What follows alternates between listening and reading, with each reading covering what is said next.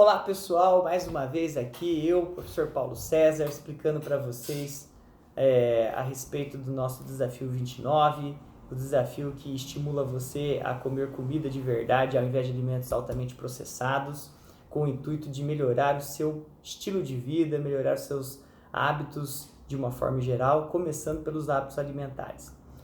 Hoje eu queria falar um pouco a respeito da ancestralidade alimentar do ser humano. Puxa vida, que termo, né? Ancestralidade.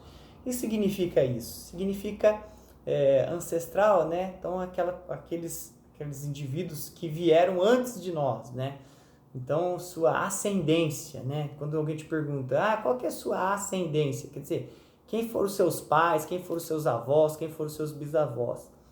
Do lado da minha mãe, eu sei que minha ascendência é de origem italiana. Do lado do meu pai, já é o clássico brasileiro, porque meu pai é mineiro e esses estados mais antigos do Brasil, como Minas, Rio de Janeiro, São Paulo, Bahia, houve uma mistura do branco, do negro, do índio, e aí a gente tem o clássico brasileiro.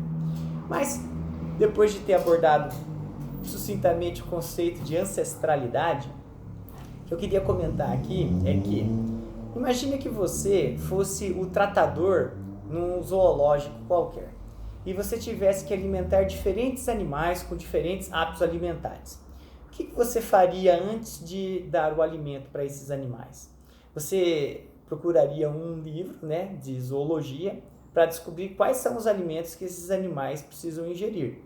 Então, se você for ali, eu gosto muito, né, de vida natural, desses documentários de vida natural, Discovery, National Geographic, History Story. E para mim isso é até natural, assim, saber da biologia desses animais, é um tema que me interessa muito. Mas, enfim, se você fosse um tratador do zoológico e precisasse alimentar um urso koala, você teria que saber qual é o alimento que o koala ingere. E o alimento que o koala ingere são folhas de eucalipto. E as folhas de eucalipto são extremamente indigestas e tóxicas para a grande maioria dos animais. Mas para o urso koala não. Para o urso koala é exatamente isso que ele tem que comer. É isso que ele acha gostoso comer. Inclusive, essa é uma dica interessante, né? Que os alimentos que são naturalmente saborosos são alimentos que a espécie aprendeu durante milhares de anos de evolução a sentir prazer ao comer porque ela está consumindo aqueles nutrientes que são importantes para o seu metabolismo, para a sua fisiologia. Então, você vai lá pegar no seu livro de zoologia, pensando que você é um tratador de um zoológico, e vai ver o que um leão precisa comer. É um leão carnívoro estrito. O leão ele só se alimenta de carne, né? O urso já é um animal onívoro, o porco é um animal onívoro, ele come carne, ele come frutas, raízes, tubérculos, né? Os ursos pardos no norte dos Estados Unidos, eles até pastam em um determinado período do ano. E a pergunta é, e o que o ser humano come? Bom, existe uma lógica defendida pela dieta paleo, né? Paleo vem de paleolítico, né? O que o homem comia quando ele ainda se organizava em sociedades nômades, caçadoras e coletoras? Porque o que se sabe hoje que a antropologia coloca, né, é que o ser humano ele vive de forma sedentária, ou seja, ele vive alocado em determinadas regiões geográficas há praticamente 10 mil anos, quando o homem dominou a agricultura. Então, o homem passou a cultivar cereais e grãos há pouco tempo, se você levar em consideração a ancestralidade do ser humano, que vem de milhares de anos se organizando como caçadores e nômades, assim como os índios, a maioria dos indígenas, né? Eles não têm um lugar fixo, eles se deslocam, né? Algumas tribos indígenas se deslocam.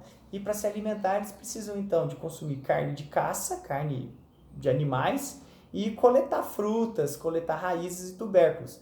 Por isso que a dieta paleolítica, ela defende tão fortemente a adoção desse tipo de alimento para o ser humano.